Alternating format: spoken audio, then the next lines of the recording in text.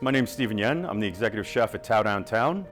I was born in Flushing, raised out on Long Island, and now I'm back in Queens. I live in Astoria, and I love being part of New York City.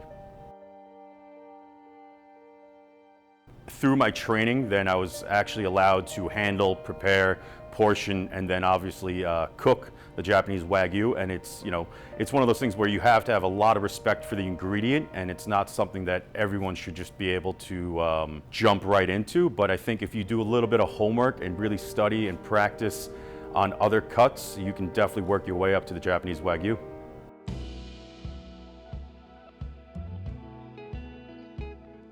So first we're going to do our cucumber chimichurri. This is a Japanese grater. If you don't have one at home, you can use a microplane or a regular cheese grater. That's fine. So here we're literally just going to grate our cucumber. And you have to remember, anything that's high in fat or high in lipids, you're going to want to have some type of acid to cut it off your tongue, clear your palate.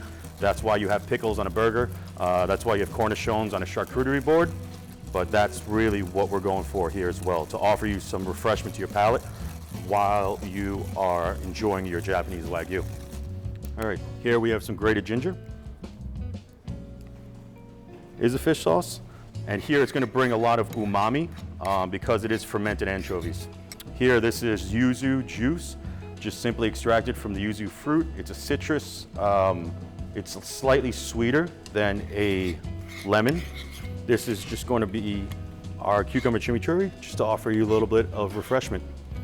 Okay, so here we have this is roughly about 8 ounces of our ribeye.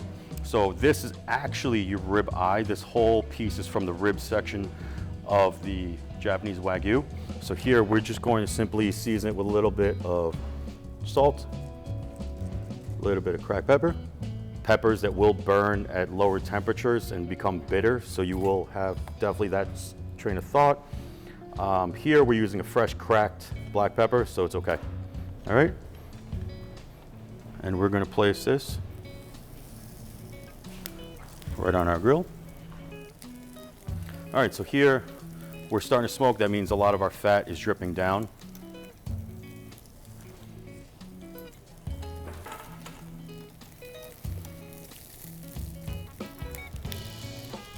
So as you can see here, this flared up because a lot of our fat has dropped down, but has nothing to do with the actual charcoal.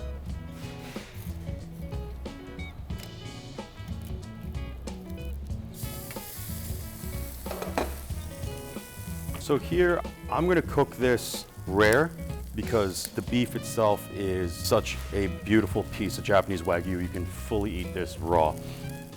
After I get a little bit of color, I'm gonna pull it, we're gonna let it rest. The reason we let steaks rest is for that redistribution of the moisture. So anytime you're cooking with heat, all the liquid is going to go towards the heat source.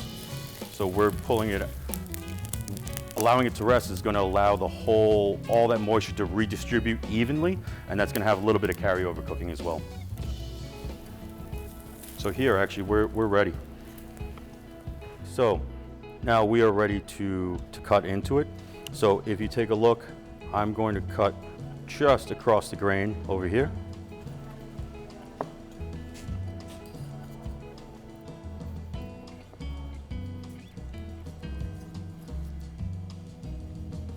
So I would recommend this serving for about 2 people. Give it a Malden.